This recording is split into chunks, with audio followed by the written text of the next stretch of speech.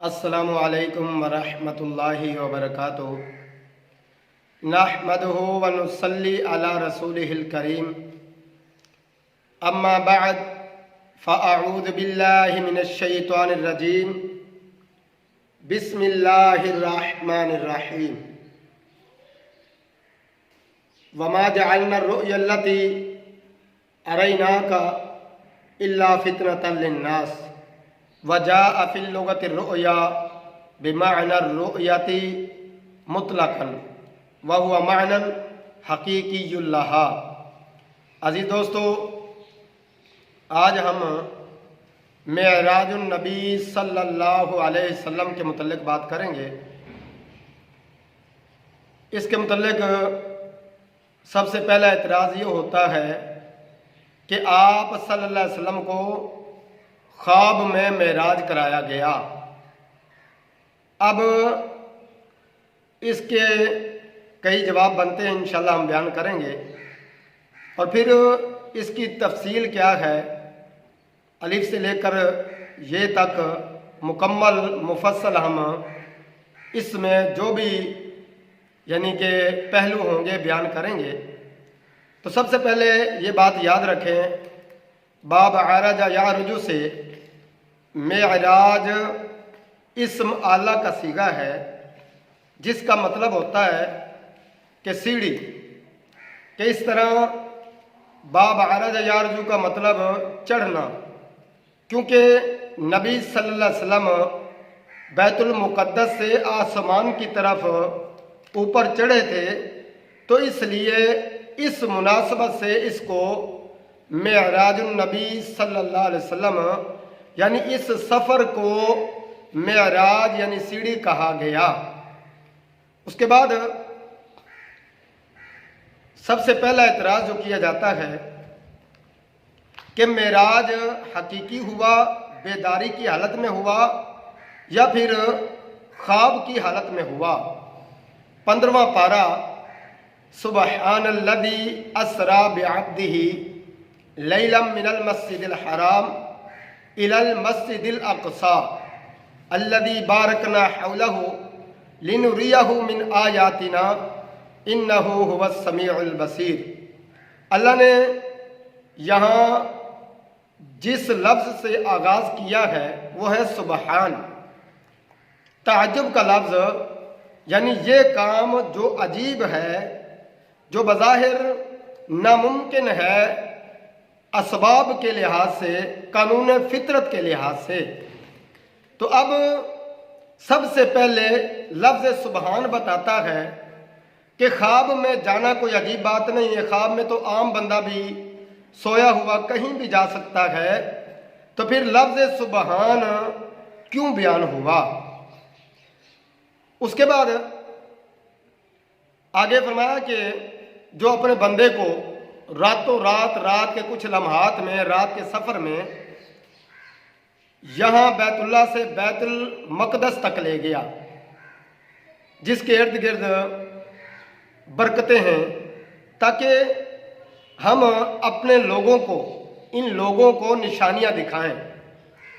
अगर ख्वाब में गए होते तो फिर इसमें निशानी या मुजज़े की बात क्यों बयान हुई। दूसरा पॉइंट। नंबर 3, जो खुल्लम खुल्ला वजाहत मौजूद है कि अल्लाह ने मूसा अलैहिस्सलाम को जब हुक्म दिया कि अपनी कौम को लेकर यहाँ से जाएं, फ़अस्रि बिइबादी लैलन इन्नकुम मुत्तबऊन, ऐ मूसा अलैहिस्सलाम अपनी कौम को यहाँ से लेकर जाएं, आपका पीछा किया जा रहा है, फ़िरौन और फ़िरौनी आपका पीछा कर रहे हैं। अब अगर इसका माना हम ये लें कि असरी का माना, इसरा का माना सिर्फ ख्वाब है, तो फिर क्या मूसा अलैहिस्सलाम को ख्वाब में हुक्म दिया गया कि आप ख्वाब में लेकर कौम को जाएं? जो फ़िरौन के गर्क होने का किस्सा है, क्या फ़िरौन ख्वाब में गर्क हुआ था? तो इसलिए इसरा का मतलब होता है रात का सफ़र करना। तो यहाँ जिस्म के साथ हालत बेदारी में रूह के साथ मेराज का तज़किरा हुआ। और फिर उसके बाद जो एतराज़ किया जाता है, हम कई एतराज़ात को देखेंगे, ऐसे लोगों के दलाइल को देखेंगे تو اب ایک روایت پیش کرتے ہیں کہ حضرت اما عائشہ رضی اللہ تعالیٰ عنہا ان سے روایت ہے کہ آپ صلی اللہ علیہ وسلم کو خواب کی حالت میں معراج ہوا. تو یہ روایت ضعیف ہے، بعض آل ابی بکر مجہول ہیں اس میں، تو اس لیے یہ روایت قابل حجت نہیں ہے، اور پھر صحیح روایت کے بھی خلاف ہے جس میں پوری تفصیل موجود ہے معراج کی. اس کے بعد حضرت امیر معاویہ رضی اللہ تعالیٰ عنہ جس وقت ان سے پوچھا گیا معراج کے متعلق تو انہوں نے فرمایا کہ خواب میں آپ صلی اللہ علیہ وسلم کو معراج ہوا. تو یہ روایت بھی سخت ضعیف ہے اور قابل قبول نہیں ہے اور صحیح روایت کے خلاف ہے. اور اسی طرح ایک اعتراض یہ کیا جاتا ہے کہ فرمان باری تعالیٰ ہے وما جعلنا الرؤيا التي اريناك الا فتنة للناس، کہ اللہ نے فرمایا کہ ہم نے جو آپ کو خواب میں دکھلایا ہے یہ لوگوں کی آزمائش کے لیے، امتحان کے لیے. اب رؤیت سے یہ مراد لیتے ہیں خواب. اب پہلا سوال تو یہ ہے کہ کسی کا خواب کسی کے لیے فتنہ کیسے بن سکتا ہے؟ فتنہ تو تب بنے گا، آزمائش تو تب بنے گی، امتحان تو تب ہوگا نا جب اس میں کوئی ایسی اہم بات ہو. خواب تو کسی کو بھی آ سکتا ہے. تو کیا ہے اصل میں یہ فتنہ تب بنا، آزمائش تب بنی جب لوگوں نے اس حقیقت کا انکار کیا، کیونکہ نبی صلی اللہ علیہ وسلم معراج جو ہوا جسم اور روح کے ساتھ مکمل حالت بیداری میں، اس چیز کا انہوں نے انکار کیا، وہ فتنے میں پڑ گئے. تو اسی طرح اب رؤیت کا معنی کیا ہے؟ وجاء فی اللغت الرؤیا، جو لغت میں رؤیت کے متعلق آیا ہے تو اس کا معنی کیا ہے؟ بمعنی رؤیت مطلقاً وہو معنی حقیقی اللہ. یہ قاسمی صاحب نے اپنی تفسیر قاسمی میں یہ انہوں نے تفصیل سے بیان کیا ہے کہ جب رؤیت کا معنی آتا ہے تو رؤیت کا معنی حقیقی رؤیت بھی ہوتی ہے، یعنی آنکھوں سے دیکھنا بھی ہوتا ہے کہ کس طرح، جس طرح ہم رؤیت ہلال کمیٹی ہے تو رؤیت کا مطلب خالی خواب نہیں ہوتا بلکہ اس کا مطلب حقیقی بھی ہوتا ہے. اور پھر میں حیران ہوں جب دوسری حدیث میں واضح موجود ہے، تفصیل موجود ہے، تو پھر آپ اس سے مفہوم کیسے لے سکتے ہیں؟ کوئی آپ اپنا مطلب کیسے نکال سکتے ہیں؟ اس کے بعد کچھ روایات میں یہ الفاظ بھی موجود ہیں کہ جس طرح حضرت انس بن مالک رضی اللہ تعالیٰ عنہ ان کی روایت ہے شریک کے ترک سے، وہاں انہوں نے یہ الفاظ بیان کیے کہ آپ صلی اللہ علیہ وسلم بیان کرتے کہ اس طرح مجھے لے جایا گیا، بیت المقدس پہنچے تو میں بیدار ہو گیا. ثم استيقظ کے الفاظ ہیں. اب ہم استيقظ کا معنی سمجھیں گے تو کیوں کچھ نے اس کی سند پہ اعتراض کیا، لیکن ہم اعتراض نہیں کریں گے، ہم صرف اس کا حقیقی معنی بتائیں گے. کیسے؟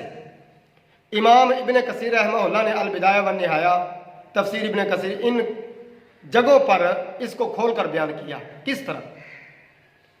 وہ فرماتے ہیں کہ بعض اوقات استيقظ کا مطلب ہوتا ہے ایک حالت سے دوسری حالت میں جانا، انتقال کرنا، منتقل ہونا. کس طرح کہ آپ صلی اللہ علیہ وسلم نے جس وقت وہاں طائف والوں نے ظلم تشدد کیا تو وہاں سے آپ صلی اللہ علیہ وسلم ایک قبیلے کی طرف گئے تو وہاں الفاظ کیا ہیں کہ پھر مجھے وہاں جا کر ہوش آیا. تو اس کا مطلب یہ نہیں تھا کہ آپ بے ہوش گئے تھے، بلکہ مطلب یہ تھا کہ آپ وہاں جو تکلیف تھی نا پچھلی وہ ختم ہو گئی، دوسری حالت شروع ہو گئی. اور اس کے بعد آگے ایک اور حدیث ہے جو کھلم کھلا اور واضح ہے. حضرت اسید رضی اللہ تعالیٰ عنہ وہ اپنے بچے کو گھٹی دلانے کے لیے آپ صلی اللہ علیہ وسلم کے پاس لایا. آپ صلی اللہ علیہ وسلم کی گود میں اپنے بچے کو رکھا. آپ صلی اللہ علیہ وسلم کسی کے ساتھ باتوں میں مصروف تھے، توجہ کسی اور طرف تھی. تو پھر اسید فرماتے ہیں تو میں نے یہ دیکھ کر کہ آپ صلی اللہ علیہ وسلم مصروف ہیں، آپ صلی اللہ علیہ وسلم کی گود سے وہ بچہ اٹھا لیا. تو پھر ثم استيقظ، آپ صلی اللہ علیہ وسلم بیدار ہوئے. मतलब क्या था? पहले आपकी तवज्जो किसी और तरफ थी, जब मैंने बच्चा वापस उठाया तो आप सल्लल्लाहु अलैहि वसल्लम मेरी तरफ मुतवज्जे हुए। तो इसलिए एक हालत से दूसरी हालत में मुंतकिल होने को भी इस्तिकाज़ा कहते हैं। याद रखना, कोई भी लफ्ज़, कोई भी माना, कोई भी जुमला ऐसा जब कोई करीना आ जाए, कोई खुल्लम खुला दलील आ जाए, तो फिर उसका हकीकी माना नहीं रहता, फिर तावील करेंगे और वो हकीकी माना कबूल होगा जहाँ पूरी तफसील मौजूद है। फिर वो माना लेंगे जहाँ इबहाम मौजूद नहीं है। तो मैं एक और सवाल करता हूँ कि सही मुस्लिम, बुखारी शरीफ और मुस्नद अहमद में जो रिवायत मौजूद है कि आप सल्लल्लाहु अलैहि वसल्लम जब वापस पलटे तो लोगों ने सवाल किया कि क्या आपने जो बैतुल मुक़द्दस को देखा, मस्जिद अक्सा को देखा है, आए यहाँ मजमा लग गया, मजमा लगने के बाद उन्होंने सवाल किया कि जवाब दें, यहाँ बताएं, नक्शा बताएं बैतुल मुक़द्दस का। आप सल्लल्लाहु अलैहि वसल्लम ने फरमाया कि मुझे भूल गया था। फिर अल्लाह ने बैतुल मुक़द्दस को, मस्जिद अक्सा को मेरे सामने रख दिया। मस्जिद अक्सा मेरे सामने कर दी गई मौजज़ाती तौर पर, और मैं देख देख कर बता रहा था। जो वो सवाल कर रहे थे कि खिड़कियां कितनी हैं, दरवाजे कितने हैं, उसका रुख किस तरफ है, पीठ किस तरफ है, दाएं बाएं किस तरह हैं, जो भी वो सवाल कर रहे थे, तो आप सल्लल्लाहु अलैहि वसल्लम ने फरमाया मैं उनको देख कर बता रहा था। अगर ख्वाब में देखा होता तो वो ये सवाल क्यों करते? उसके बाद आइए अब मेराज का तफसीली बयान, कि मेराज वाली जो तफसीली हदीस है, जो हकीकी मेराज हुआ तो वो किस तरह और कैसे हुआ। आप सल्लल्लाहु अलैहि वसल्लम ने बयान फरमाया कि मैं हज़रत उम्मे हानी रज़ी अल्लाह तआला अन्हा उनके यहाँ आराम कर रहा था, यानी सोया हुआ था, तो मुझे फरिश्तों ने उठाया, जिब्रील अमीन ने उठाया और मुझे हतीम में लेकर आए। हतीम वो जगह जो कि मुशरिकीन मक्का वाले जब बैतुल्लाह को बना रहे थे, उन्होंने शर्त रखी थी कि हलाल कमाई होगी तो उससे आप बैतुल्लाह को तामीर करेंगे, हराम कमाई इसमें शामिल नहीं करेंगे। तो फंड ख़त्म होने की वजह से वो उस जगह को बैतुल्लाह में शामिल नहीं कर सके थे। तो उस जगह आप सल्लल्लाहु अलैहि वसल्लम को लाया गया और आप सल्लल्लाहु अलैहि वसल्लम का सीना चाक किया गया और सोने के तश्त में हिकमत और दानत से उसको भरा गया और इस तरह आब ज़मज़म से धोया गया, फिर हिकमत और दानत से भर दिया गया और इसी तरह फिर सीना सी कर इसी तरह सही सलामत करके फिर बुराक सवारी जो गधे से बड़ी थी, खच्चर से छोटी थी और उसकी रफ्तार इतनी कि जहाँ उसकी नज़र ख़त्म होती, यानी जहाँ नज़र ख़त्म हो वहाँ उसका पहला कदम, और इस तरह बैतुल मुक़द्दस में आप सल्लल्लाहु अलैहि वसल्लम को ले जाया गया। मस्जिद अक्सा में आप सल्लल्लाहु अलैहि वसल्लम ने तमाम अंबिया की इमामत कराई। तो इस तरह वो मौजज़ाती तौर पर अंबिया वहाँ मौजूद थे, और कुछ कहते हैं जी जिस्म के साथ, कुछ कहते हैं अकेली रूहें थी। तो भाई ये मौजज़ा है, इसमें पूरी तफसील नहीं है, बस ये मानना है कि अल्लाह सारे अंबिया को मेरे नबी सल्लल्लाहु अलैहि वसल्लम की इमामत में जमा करता है, और यही मौजज़ा कि जो आदम अलैहिस्सलाम से लेकर आखिर तक ईसा अलैहिस्सलाम तक सारे अंबिया वहाँ मौजूद थे, उन्होंने नबी सल्लल्लाहु अलैहि वसल्लम की इमामत में नमाज पढ़ी है। उसके बाद आप सल्लल्लाहु अलैहि वसल्लम ने ईसा अलैहिस्सलाम को कब्र में नमाज पढ़ते भी देखा, तो ये भी मौजज़ा था। और इसी तरह फिर आसमान की तरफ सफ़र शुरू होता है, तो पहले आसमान पर पहुंचते हैं तो वहाँ जिब्रील अमीन दरवाज़ा खटखटाते हैं, तो जवाब मिलता कौन है? बताया गया कि मोहम्मद करीम सल्लल्लाहु अलैहि वसल्लम वो आए हैं। उन्होंने पूछा कि बुलाए गए हैं? जी, उन्होंने कहा जी बिल्कुल, इनको बुलाया गया है। दरवाज़ा खोला गया तो पहले आसमान पर आदम अलैहिस्सलाम मौजूद थे, और दाएं देखते थे तो खुश होते थे, बाएं देखते तो फिर रोने लगते। हज़रत जिब्रील अमीन ने कहा कि अल्लाह के नबी सल्लल्लाहु अलैहि वसल्लम, ये आपके वालिद मोहतरम आदम अलैहिस्सलाम हैं, इनको सलाम करें।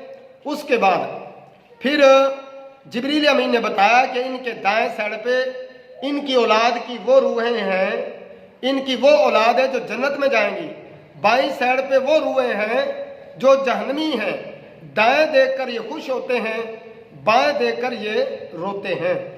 پھر اسی طرح یہی قصہ دوسرے آسمان تک دہرایا گیا۔ دوسرے آسمان پر نبی کریم صلی اللہ علیہ وسلم کی حضرت یحییٰ علیہ السلام اور اسی طرح حضرت عیسیٰ علیہ السلام جو آپس میں خالہ زاد بھائی تھے، ان سے ملاقات ہوئی۔ تو اس طرح جبریل امین نے فرمایا کہ اپنے بھائیوں کو سلام کریں، انہوں نے بھی ان کو دعائیں دی، بھی نیک صالح بھائی، سلام کیا، اس طرح سلام کا جواب دیا۔ اس کے بعد پھر تیسرے آسمان کی طرف سفر شروع ہوا۔ تیسرے آسمان پر نبی کریم صلی اللہ علیہ وسلم کی یوسف علیہ السلام سے ملاقات ہوئی۔ پھر اسی طرح چوتھے آسمان پر ادریس علیہ السلام سے ملاقات ہوئی۔ پانچویں آسمان پر حضرت ہارون علیہ السلام سے ملاقات ہوئی۔ چھٹے آسمان پر حضرت موسیٰ علیہ السلام سے ملاقات ہوئی، اور اس طرح ساتویں آسمان پر حضرت ابراہیم علیہ السلام سے ملاقات ہوئی۔ پھر اس طرح سدرۃ المنتہا تک گئے۔ پھر نبی کریم صلی اللہ علیہ وسلم کی اللہ سے ملاقات اس طرح ہوئی کہ گفتگو ہوئی، کلام ہوا۔ اللہ اور نبی صلی اللہ علیہ وسلم کے درمیان میں یعنی کوئی نہ جبریل امین نہ کوئی اور فرشتہ تھا، بلکہ ڈائریکٹ گفتگو ہوئی۔ اب سوال یہ ہے، کیا نبی صلی اللہ علیہ وسلم نے اللہ کا دیدار کیا؟ تو جواب یہ ہے، بخاری شریف میں روایت موجود ہے، حضرت اماں عائشہ رضی اللہ تعالیٰ عنہ بیان فرماتی ہیں کہ جو بندہ یہ کہے کہ آپ صلی اللہ علیہ وسلم نے اللہ کا دیدار کیا ہے، وہ جھوٹا ہے، اس کو سچا مت جانو۔ اور اسی طرح صحیح مسلم میں موجود ہے کہ نبی صلی اللہ علیہ وسلم سے حضرت اماں عائشہ رضی اللہ تعالیٰ عنہ انہوں نے سوال کیا کہ کیا آپ نے اللہ کا دیدار کیا ہے؟ تو آپ صلی اللہ علیہ وسلم نے فرمایا کہ وہ نور ہے، نور انا اراہ، میں اسے کیسے دیکھ سکتا ہوں۔ اور اسی طرح قرآن مجید میں یہ الفاظ موجود ہیں، انک لا تدرک الابصار وہو یدرک الابصار، کہ کوئی اس کو دیکھ نہیں سکتا دنیا میں، وہ سب کو دیکھ سکتا ہے، کوئی اس کو پا نہیں سکتا، وہ سب کو پا سکتا ہے۔ تو اس لحاظ سے یہ بات ثابت ہوگی کہ جو کہتے ہیں نا کہ اللہ نے کہا اور آگے 70,000 پردے ہٹا دیے گئے، بلکہ کچھ لوگوں نے تو اللہ تعالیٰ کے ساتھ بغل گیری بھی کر دیا کہ نبی صلی اللہ علیہ وسلم نے اللہ تعالیٰ کو جفی ڈالی۔ تو یہ کہانیاں ہیں اور من گھڑت اور بے بنیاد ہیں۔